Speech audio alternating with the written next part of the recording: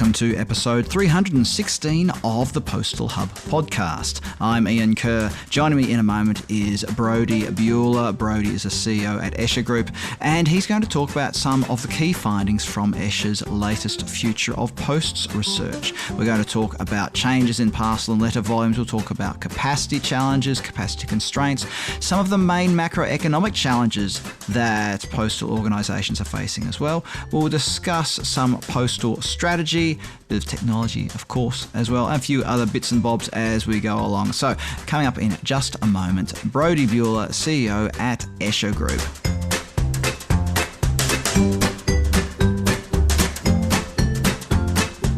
Joining me on the line is Brody Buhler, CEO at Escher. Brody, we're going to have a great discussion today. I know it. I can feel it in my bones, everybody. I can too. There we go. You can feel across the waters. Brody can feel it in his bones as well. Brody, Escher is about to release its annual Future of Posts research, and we're going to just cover a few of the highlights, I suppose. There's so much in this report, everybody. Download it. I'll share a link somewhere, either on the podcast episode, on the postalhub.com and everywhere else. You'll be able to download it, read it, and digest it. But we'll just give you a few highlights of it today. Brody, let's start with really the big topic in the postal world, which is to do with letter volumes and parcel volumes. So what are the changes that posts are observing in terms of letter volumes and parcel volumes? And how does that then flow on to affect revenue and, of course, profitability? What we found this year is that the mail volume declines have accelerated slightly from pre-pandemic levels. So if you were at call it somewhere between 100 and 200 basis point acceleration. So if you were at 3% decline pre-pandemic, you're at 4 or 5 now. If you were at 5, you're at 6, 7. The biggest change we found is that parcel volumes have gone from kind of all through 2022 growing rapidly until right at the last quarter. We saw that turn there in Q4 of 2022 to either flat or declining in most of the geographies that we study. That's turning, right? So Q1, Q2 of this year saw down to flat. We're seeing emergence in Q2 of some improvement. But what it's changed in the survey results, if you kind of look back to last year, when we said kind of what's the biggest thing going on in your organization, the biggest thing going on then was capacity challenges. Over 70% said that's my biggest challenge. This year, it switched back to mail. 76% of the respondents that we worked with said reduction in mail volumes is the biggest challenge that they're facing right now. And what we found is that they've gone from kind of capacity challenges on the parcel side to spare capacity, and now starting to really focus on what are they going to do with that capacity? How do I get better productivity, better utilization? How do I start to grow volumes again? So it's been a pretty substantial turn in the last 6 months from build out capacity as fast as you can to now I got to get back to kind of the more standard issues of how do I get better productivity? How do I use that capacity well? How do I sell to pull volumes into my network?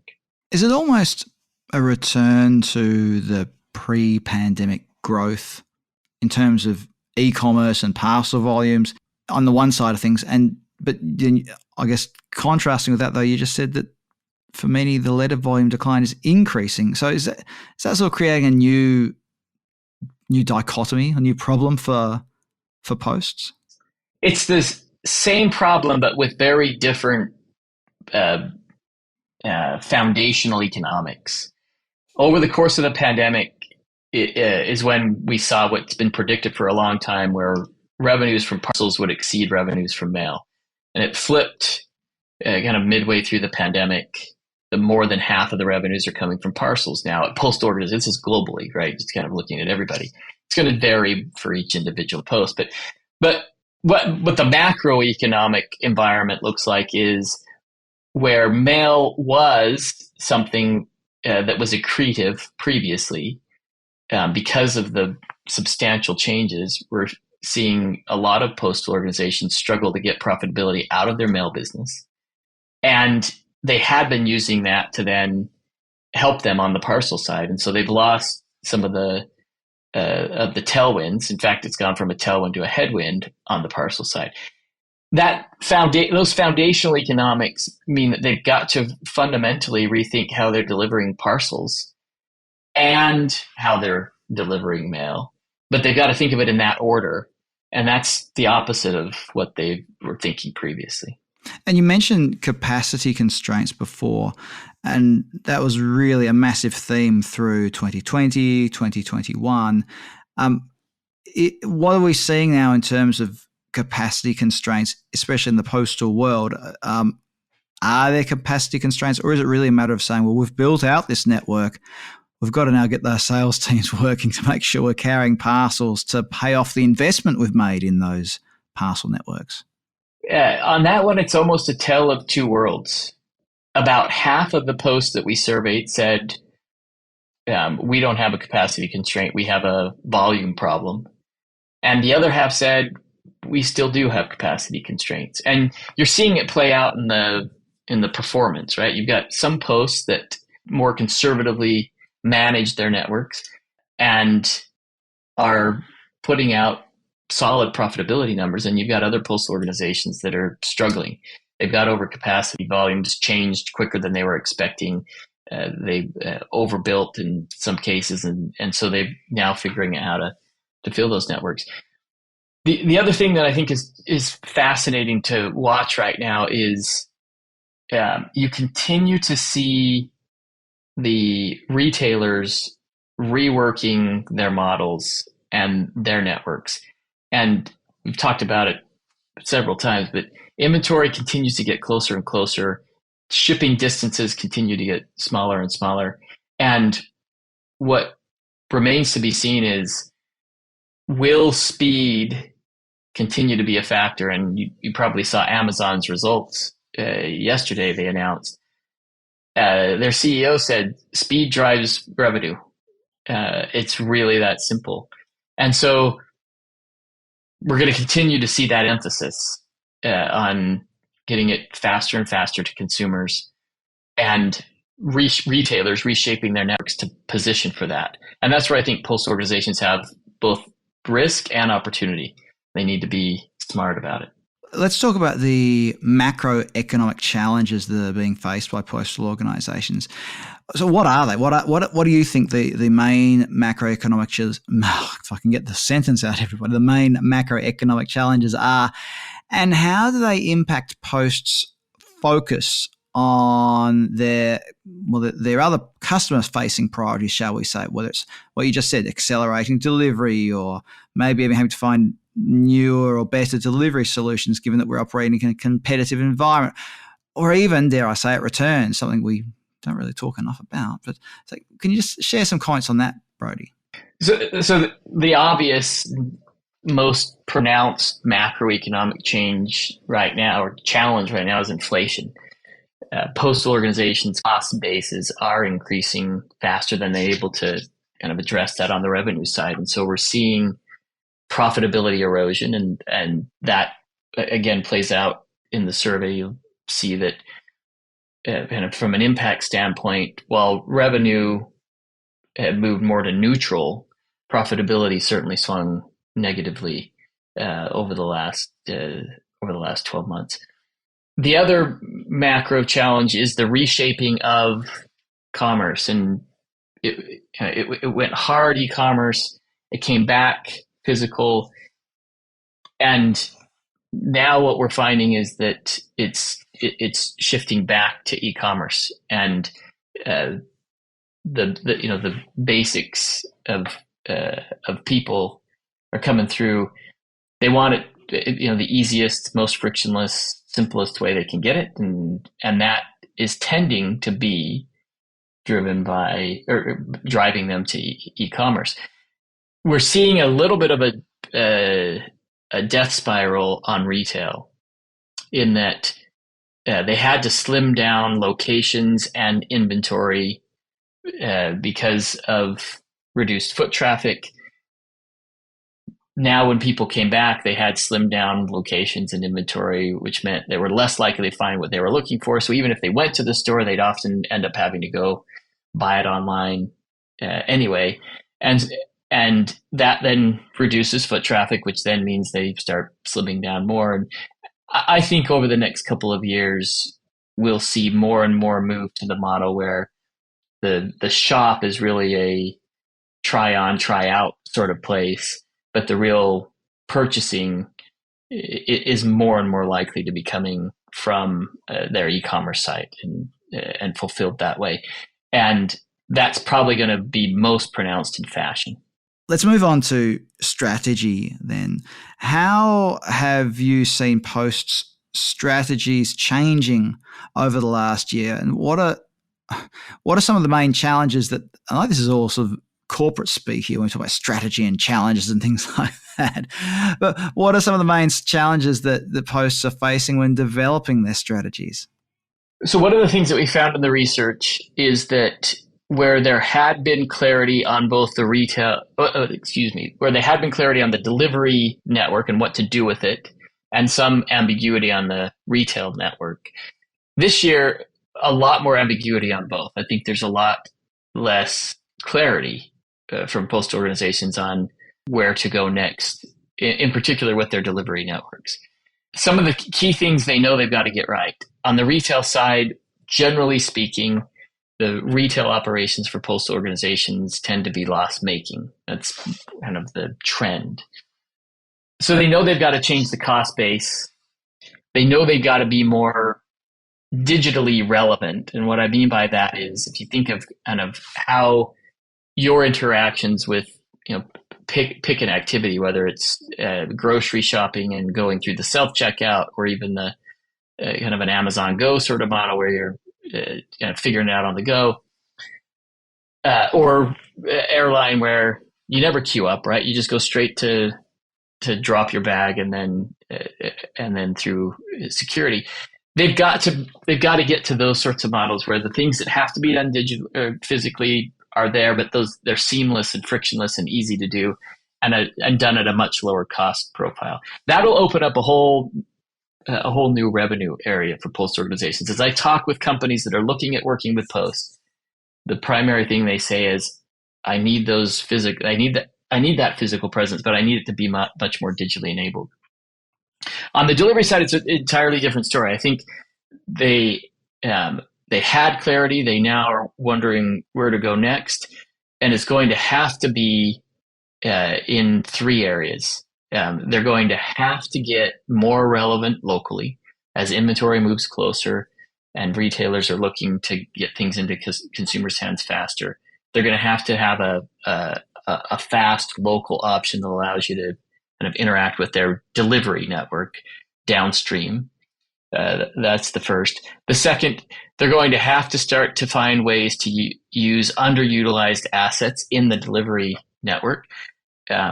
That's whether that's kind of opening up that space to others or using it for fulfillment. There's lots of different experiments out there right now, but they're going to have to find ways to get better utilization. And they're going to have to get back to growth in cross-border. Cross-border fell off a cliff over the course of the pandemic, and there's lots of reasons why. They're going to have to right the ship there and get cross-border volumes flowing again. It's really those three areas on the delivery network side. And there's also operational challenges in each of those areas, aren't there? There's the operational challenges of cross-border, the operational challenges of overhauling your own delivery network when you've got entrenched delivery models that might need to be completely overhauled. Possibly a discussion we have to have another time. But I think that just gives everyone a flavour of what we're talking about here. But you sort of touched on technology there. Let's just dive into this briefly in the time we've got left. What technologies are operators turning to assist them with these strategic objectives? On the retail side, they've got to get a lot more of a start at home, finish and branch sorts of capabilities, and a lot more purpose built self serve.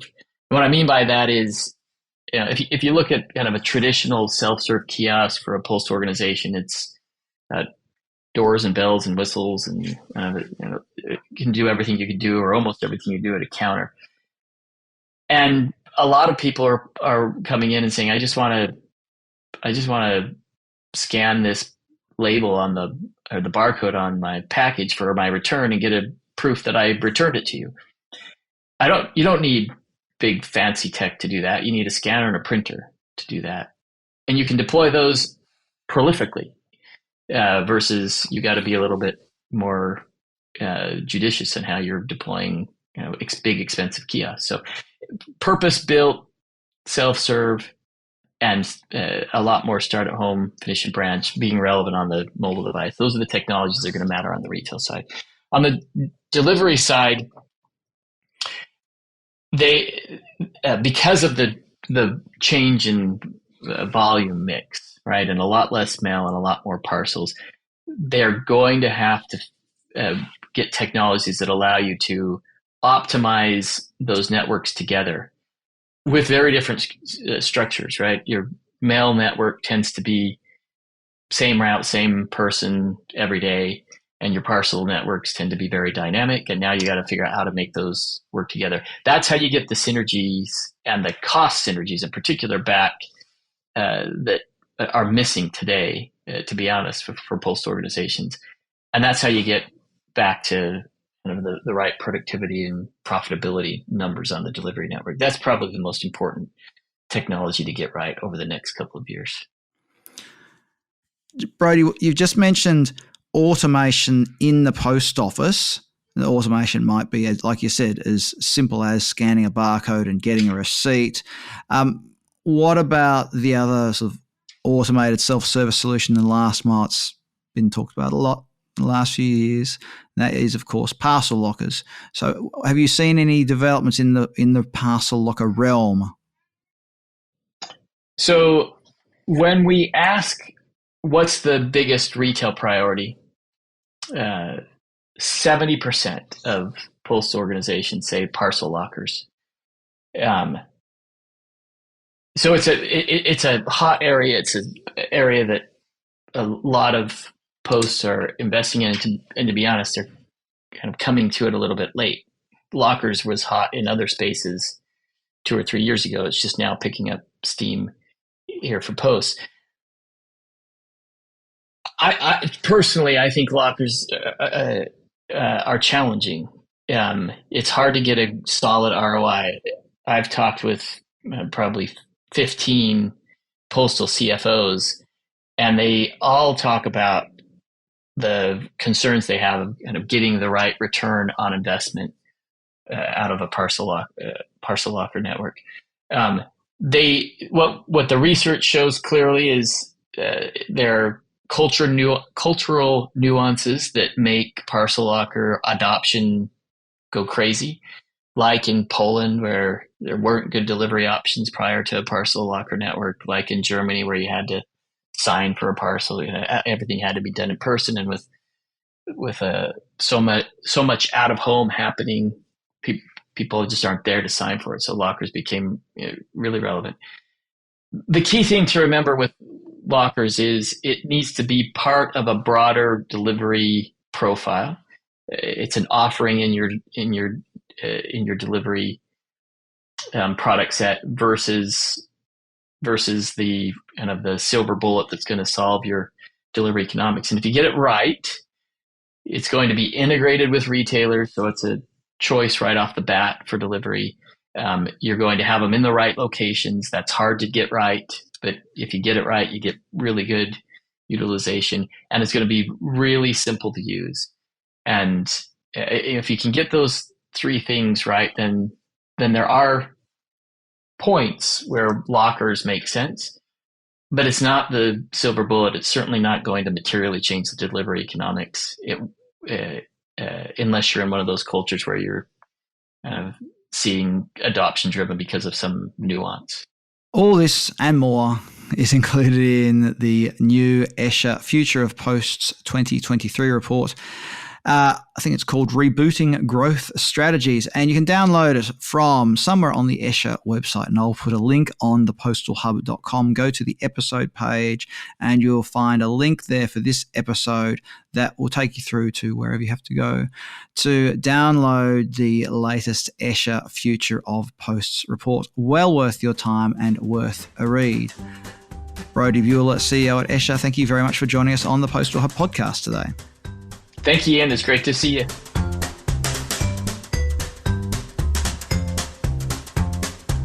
That's all for this episode of the Postal Hub podcast. Remember to subscribe to the podcast in your favourite podcast platform, or even one of those platforms you're not too keen on. I don't care. Just subscribe. You can subscribe on Google Podcast, Apple Podcasts, and all the rest. You can also subscribe to one of my various email newsletters. Go over to thepostalhub.com and find out what you can sign up for. It's all free. It's all interesting. Sign up for what you want. Daily Delivery Digest, my weekly newsletter, whatever you like. I don't mind. Sign up.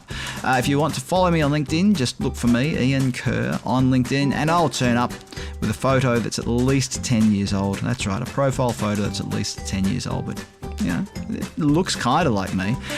If you want to email me about anything at all, my email address is ian@thepostalhub.com. I'm Ian Kerr. Thanks for listening, and I look forward to your company next time on the Postal Hub podcast.